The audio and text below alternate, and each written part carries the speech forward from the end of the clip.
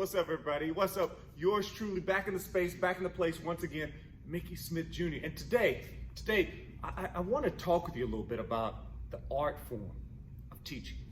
You know, a lot of times as a band director or musician, we totally get the concept of performance in relation to the instrument.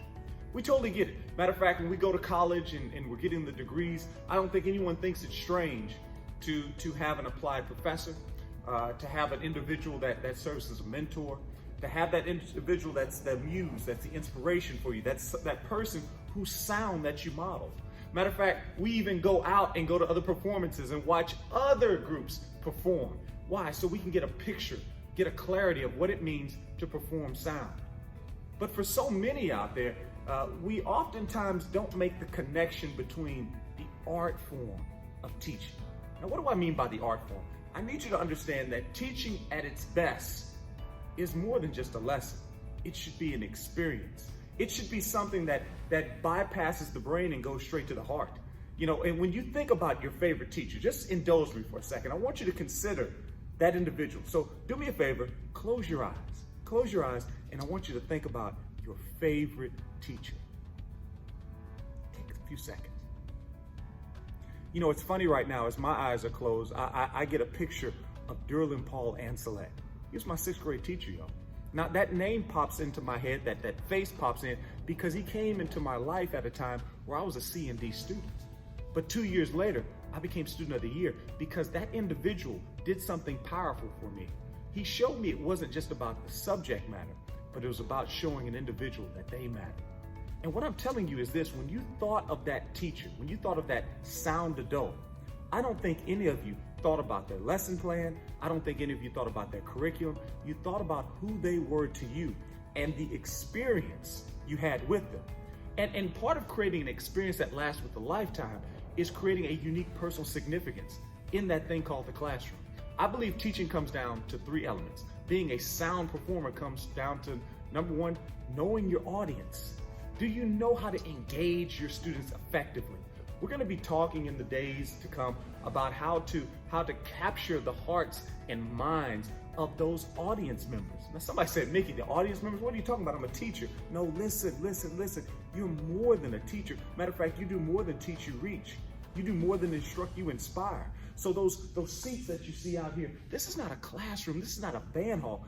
This is an auditorium, so to speak. This is a theater, right? This is where theater happens. This is where life is presented, because the life we live is the class. So those chairs out there represent audience members. And each and every one of them has a unique personal significance too that we have to connect with. We have to not only teach, but reach. And also understanding that it's not just about engagement, it's about entertainment as well. Now, when I say that, people sometimes get offended. Mickey, my job is to be a teacher. I'm not supposed to be entertaining. Well, watch this. What do you think engagement is? Engagement is just capturing someone's attention, which in essence is entertainment. When you watch the way someone teaches, what's your pacing? What's your cadence? What's the expectation? Are there things you can look forward to? Is there a level of consistency that we can hang our hat on? Just like your favorite show starts out with a particular theme song that gets you excited about watching it, and they keep certain characters, they keep a certain consistency there, and then they add the variety to the consistency. We're going to talk more about that in a moment. But the first element, again, knowing your audience. The second element is setting up your stage. And I want to share a little bit more about what it means to set up the stage in a thing called the classroom. Now, again, we want to keep in mind that the classroom is a theatrical stage. It's a place where people are coming to discover something and see something new and experience something that hopefully will have a life-changing impact on them. So for me personally, when I talk about setting up your stage as a performer, yes, I definitely need to connect with my audience, right? But I need to have stage presence. And the only way you can have stage presence is to know your stage and to know your setup. So, for example, in my classroom, there's a certain way. Nothing happens by default. It's all by design, okay? And teaching by design and not default is what we're all about when we talk about creating a sound 180 days of classroom instruction in harmony. So for me, the students, they arrive to the classroom a certain way. I have my students line up outside. just outside, there's an agenda board that they look at each and every day to figure out and understand what the expectations are that day. Now, I don't go into it real lengthy. It's not the Declaration of Independence or some type of constitutional series out there. It's just some small bullet points that let them know what the big rocks are, the big difference makers in this day. Then when they come in, sometimes I have a thought on the board. You know, it's 2020, 2021, so patience is one that we're really pressing in on this season. And watch this, I have the instructional matrix. So I don't believe in keeping it a secret what we're trying to do. I like to show them from day one what the expectations are and what they can look forward to and where they should be. So what this does is it gives a sense of confidence in who I am as a teacher. They kind of have an idea, okay, this guy, he may know where he's going. He may know what he's talking about. But for my overachievers, watch this. It shows them where they're going so that they can start planning and preparing. It also shows my students that may be slightly underperforming that, hey, you're not too far away, guys. This is all I need you to do. And it makes it bite-sizable. It doesn't make it so overwhelming, right? The old saying is eat an elephant one bite at a time. So literally I have no more than 4 things, especially in beginning band, no more than 4 things we focus on every month. And by doing that one thing, then you set yourself up to achieve the next thing. Why? Because success is small things done well, stacked on top of each other. So for example, you know, in the first month, we're talking about instrument assembly, okay, horn carriage, the first 3 notes, and whole notes and half notes. That's our focus for the entire month. Matter of fact, I can even devote 1 week to each one of those things. Who taught me that? Sesame Street.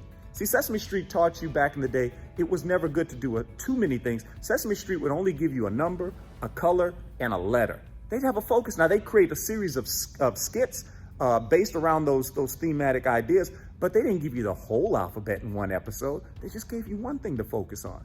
And somebody said, well, Mickey, how can I come up with something like that? I call it dream distilling. You actualize, you visualize, you imagine what your dream situation is, okay? And then you distill it down. Now, for other folks, they may say reverse engineering. Whatever you want to call it, come up with what your end game is, okay? What you want to be in the end is what you want to begin with.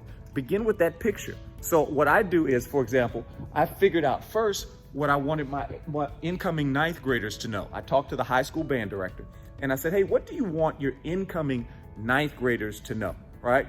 And once he gave me a list of those things he wanted to know, then what I did is I dream distilled it. I set up the dream student for 9th grade, and then I distilled it down. We got a lot of distilleries down here in Louisiana. So it's a concept most people are familiar with. We want to break that thing down. And for others that may not be familiar with that term, I use it again, reverse engineer. So we want to reverse engineer it back to where now I take what I want them to know as a 9th grader, and then I start figuring out if I chop it up and chunk it up, how much of that can I do in each month, right? So in this case, let's just say 1, 2, 3, 4, 5, 6, 7, 8, 9, 10, 11, 12, 13, 14, 15, 16, 17, 18, 19, 20, 21, 22, 23, 24 things. Bam, if I break those 24 things down into 4 months, it gives me about, anywhere between 4 and 6 things any given month that I'm working on for the most part. And you can see it right there. Now, once I have that ideal 8th grader, now watch, I'm in position to reverse engineer or dream distill what my 7th grader is. And then finally the 6th grader. And all that allows me to know what I need to do on day 1. I'm telling you guys, if you have this, then you are positioning yourself in a powerful way to create not just success in the first days, but lasting ways of success, because you have a vision, guys. We have a vision. And without vision, man, you don't have much of anything. So I need you guys I need you all to consider, what's my vision for my students? What's the overall essence that I want to have for them? Who do I want them to be? Now, why am I telling you this? Because to be or not to be is not the question. Shakespeare had it wrong. To be or not to be is the answer. But so many times we get so busy doing our to-do list that we forget to set our to-be list. And I want you to consider this today, that we all have a sound.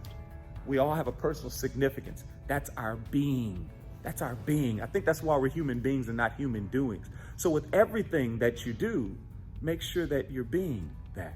And make sure that you're setting the stage to create an experience that will be one that will last for a lifetime. So we talked about it today, knowing your audience. You got to understand, you're dealing with the midget mafia, guys. It's a dangerous group. The little people, their attention spans are small. Their attention span of their age in minutes, basically. That's my formula for success with them. You got to keep it engaging. As I just shared with you just now, you got to have your stage set for success. I just showed you how to use an instructional matrix, and we'll come back with more information in the days and weeks to come. But then lastly, I told you there's 3 steps. The last one is this: discover your sound. You've got to discover your sound. That's your being. It's taking time each day to ask yourself, who is it that I want to be for these young people? And on our next one, we'll talk more about how to set up your mission statement right there. I'll give you a little glimpse of that little mission statement right there. So you set up the mission statement, but that's a direct reflection of your being, who you want to be for them. For me, my being, my sound, my essence, my presence, is my ability to engage, to educate, and to elevate every learner to excellence. And by doing that, I'm going to create an enriching musical experience for them. And when I say enriching musical experience, that means I don't teach music, I use music to teach. But we'll talk more about that tomorrow. Remember, guys, hey, in the meantime, remember that this thing called life is the class that develops your craft, your sound, your being. And the world we live in is the classroom. So make your classroom sound, make your teaching epic, and I promise you, your legacy will be significant. We want to help you create a sound 180 days of classroom instruction and harmony. Sound 180, guys. Let's be the sound to change the world. MickeySmithJr.com.